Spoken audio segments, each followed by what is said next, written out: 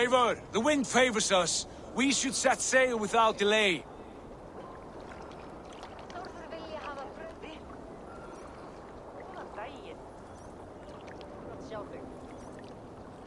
You made quick work of packing. Well done. The dream of new lands is a powerful lure. As is the promise of glory. But the act of leaving so beloved a home, there is a sadness to it. Having doubts? No, not at all. The die is cast. Then let fate guide our journey. Are you ready? I am ready. Let us take to the water and leave unbothered while we have the chance. That chance is past. Look!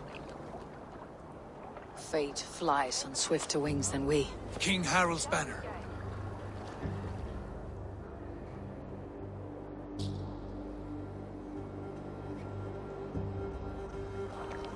Sigurd, what is this assembly? What are you planning?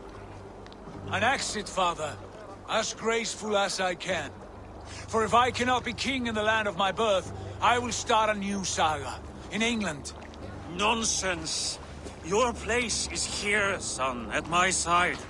There will be other victories soon. Other glories. My choice is made, father. Do not hope otherwise. There's nothing for me here. I must go make my name in the world.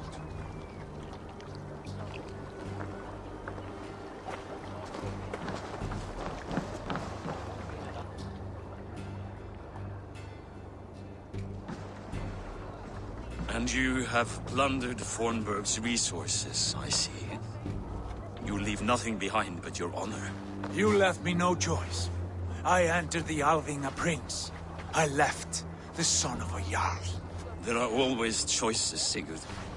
I will not stand between you and yours, but I do not accept it.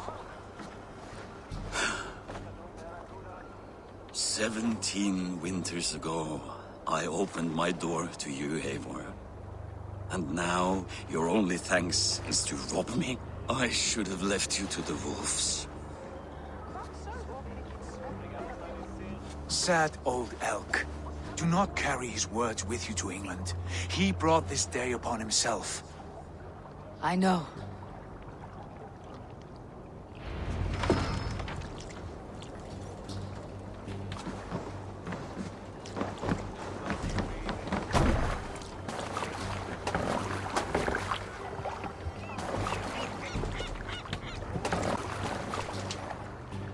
The time for tears is over, you weeping sacks of wool! Put some muscle into those poles! Ration your strength, dog. We have an ocean to cross. All right, you lazy backrout. Sigurd, what's our course? The sons of Ragnar established a settlement near the coast. We set sail for that. Ragi, sing a song to lift our hood. To rouse the gods! Inspire a mighty fart from Thor to speed us on our way! An ocean lies before us, Eivor.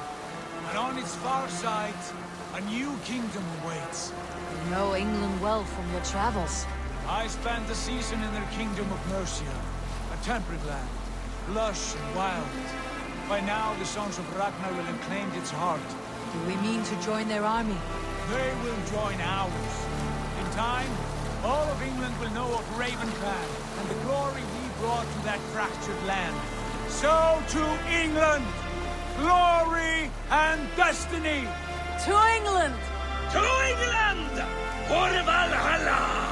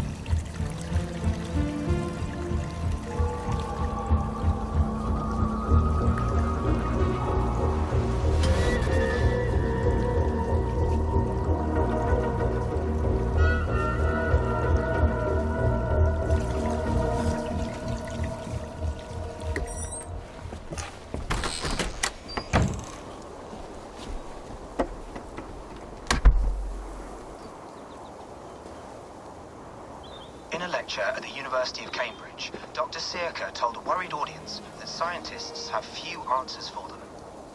Since the mass coronal ejection of 2012, the strength of the Earth's magnetic field has increased by a factor of 50,000.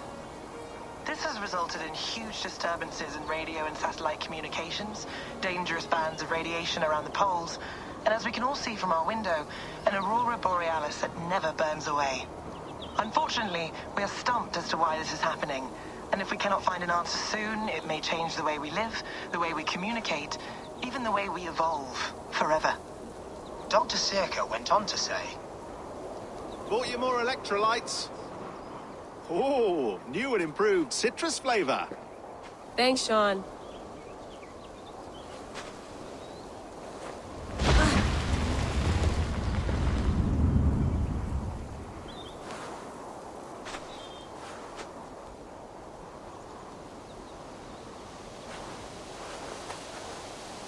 How do we fix this?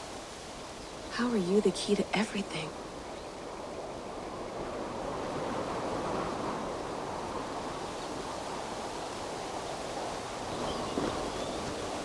You're a long way from home, Eivor.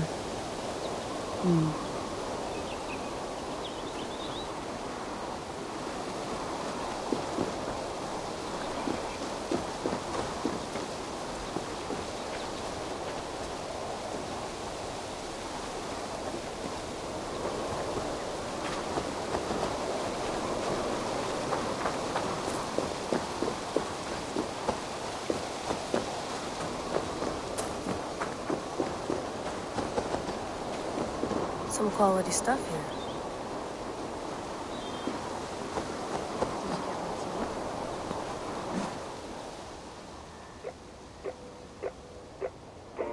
Oof, mint tea is not actually tea, Bex.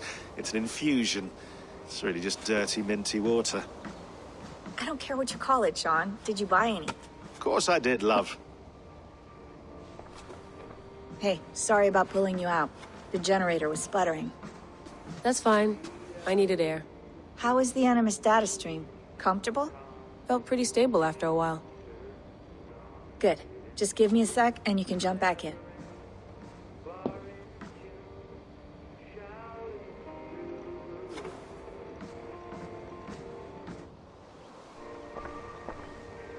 Another satellite came down.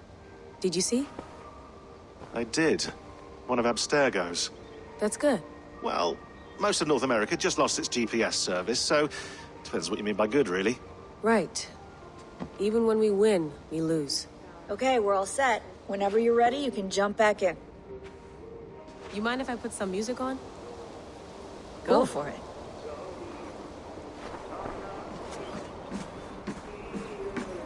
Please enjoy your stay. Remember, all the garbage must be packed out, and please water the plants once a day. Yeah, I won't remember that.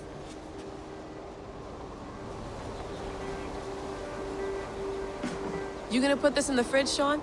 Of course. In half a minute. Remember, tomatoes go on the counter, not the fridge.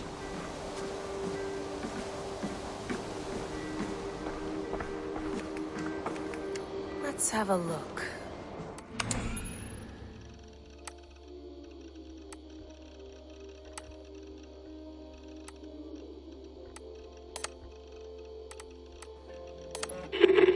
I lived, I died, and now I sleep. And in my sleep I dream.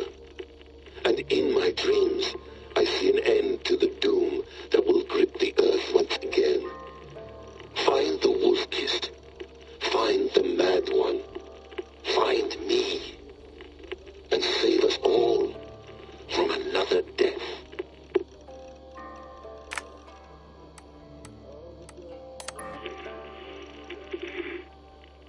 Layla, thought you might be interested in this. Conversations that Bex and I had with Desmond back in 2012. December, I think.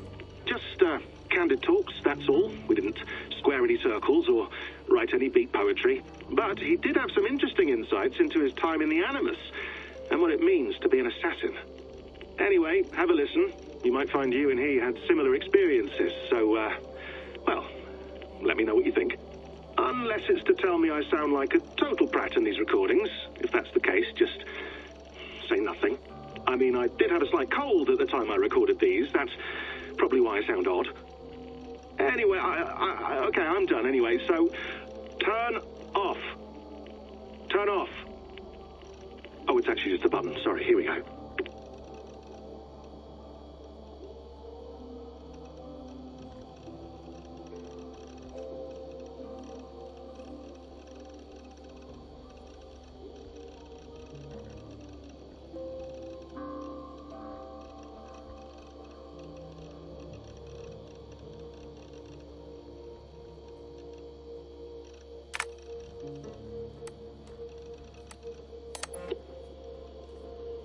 No, come on, Sean. Turn that thing off. Oh, hold on. I like what you said there. I want to get this for posterity. Say it again, nice and loud. Seriously? Sure, come on. If nothing else, it'll give me leverage with your old man. Ah, that's your angle. Nice. What I said was, I wish I hadn't been born into the Assassins. I wish I had chosen this life. Is that good enough? Sure, but why is that? Because choice is the central idea of our creed. It underpins everything, right? It's about free will. It's about seeing the evidence before you and saying, yes, this is what I want. Or, no, this isn't for me. But when you're born into a group like this, or any other, like I was, you get mixed signals. You get told over and over again, this is what we believe. These are the rules. This is reality. No deviation. And if you question it, oh, they look at you like you killed a puppy. That's hardly free will. It's a weird irony when free will is your central belief, but nobody wants you to believe otherwise. I don't know how to say it exactly, but I always thought there was something self-destructive about our creed. If free will is the most important moral guidepost we have, we should be free to ignore it. To choose submission, for example. You know what I mean? Like, we should be free to side with the Templars. If it's really my choice, I could do that. Right. It's almost self-refuting. A democracy could democratically elect a dictator or choose to get rid of democracy altogether. Within our creed is the seed of its own destruction. That's what makes it powerful, I think. And fragile. Right. The more freedom you have, the more risky it is, you know? Anyway, My dad has mellowed over the years, but he was strict when we lived on the farm. He ran a tight ship. I never got the impression that I was free to choose my path forward. Our creed, our tenets, they were drilled into my head. By the time I was a teenager, I was following these rules out of a sense of duty. This was just what we did. That happens to a lot of organizations over time. Stagnation sets in, you know? A fundamentalism. Yeah. Following the rules becomes more important than achieving whatever goal you set out for yourself. And people start to lose sight of the reason the rules exist. That's called deontology, or a form of it. Following a rule for its own sake, and not for the consequences it has. Yeah, but that feels backwards, doesn't it? Well, I think so. Following a rule is the easy part. Praying, taking a sip of wine, munching on a wafer. Rituals that give comfort. But that's just going through the motions. It makes people feel like they're doing something. When the hard work is, well, actually getting off your ass and doing something productive. I think people just want boundaries. Tight boundaries. They want to see the four walls that pen them in. I don't disagree. Anything outside that, anything that makes life more complex, that's scary. That's why I envy you. You chose this life. You went through that process, and you decided, yes, I believe in this. Sure. It didn't stop me from being an insufferable know-it-all as a teenager, but I see your point. I would have loved to have been a know-it-all. I knew nothing. Not until you guys found me. Yeah. It wasn't until I met you, and Bex, and Lucy, that I knew. I knew I wanted to be an assassin. Oh, thanks, Des. Come here. Bring it in, bud. I don't normally like touching, but I'll make an exception now. I am not hugging you. You sure? Because I smell very nice today. Can you just turn that off?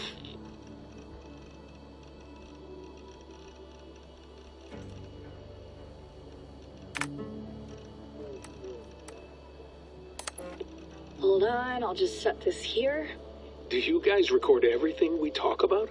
Not everything, but you've been using the Animus so much, I thought this was a good chance to learn some things about prolonged exposure. So I'm your guinea pig? No, my guinea pigs are all dead. The Animus was too much for them to handle. Cute. Can I ask you about the bleeding effect? Any recent flashes? Any memories resurfacing? Yeah, the usual things. Ghost images of Altair and Ezio a few times a day. Nothing intrusive, just brief moments.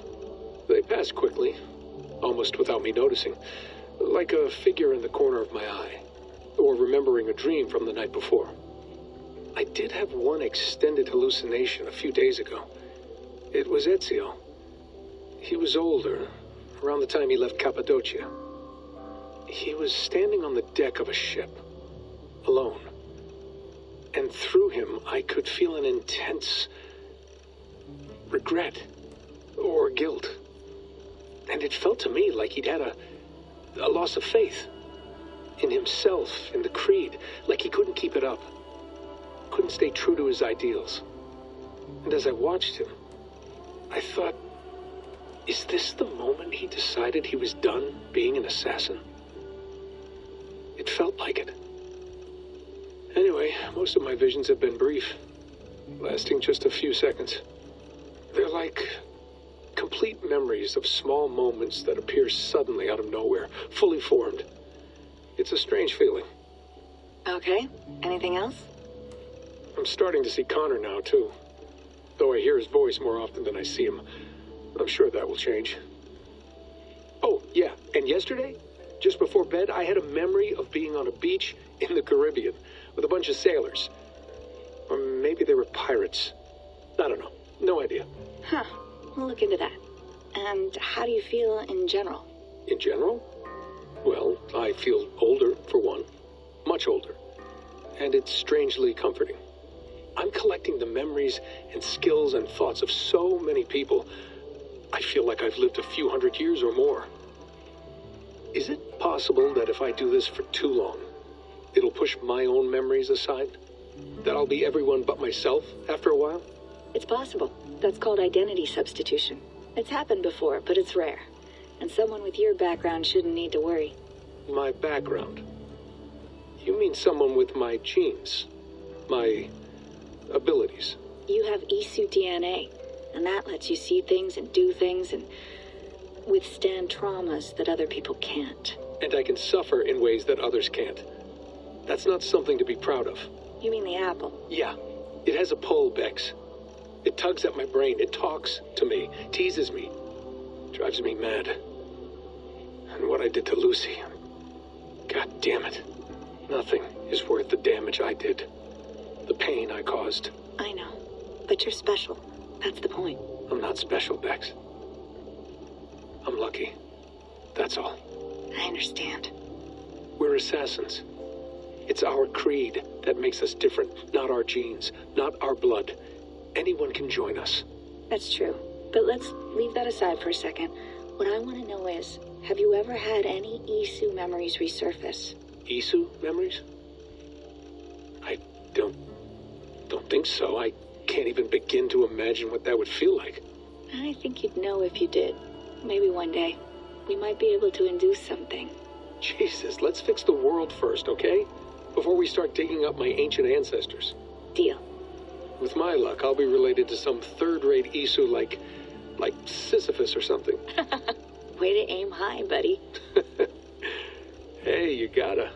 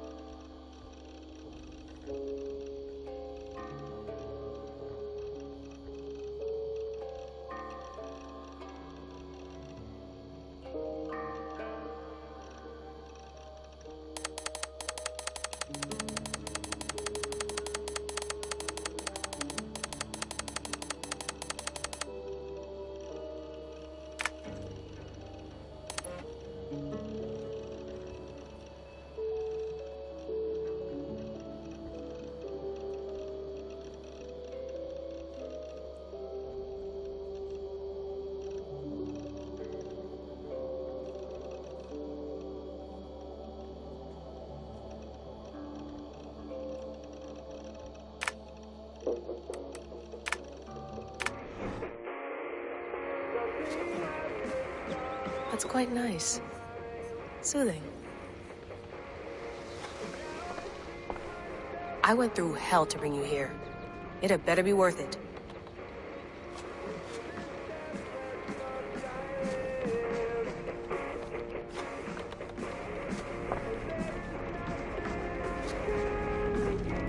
Be nice to sleep in a real bed when this is over.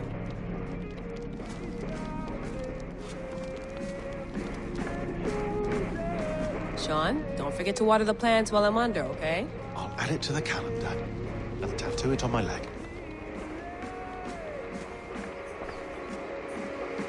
Sean has been busy.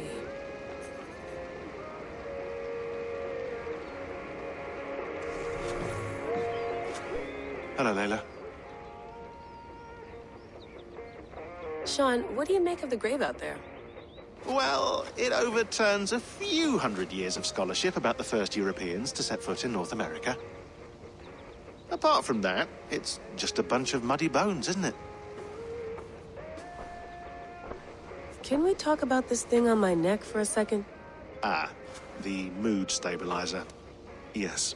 It's not harmful, is it? I mean, I feel good, but I want to make sure there's no side effects. There shouldn't be. It's only blocking outside signals, a passive effect, so the staff doesn't, you know, mess with you. Sean, what happened last year, I had no control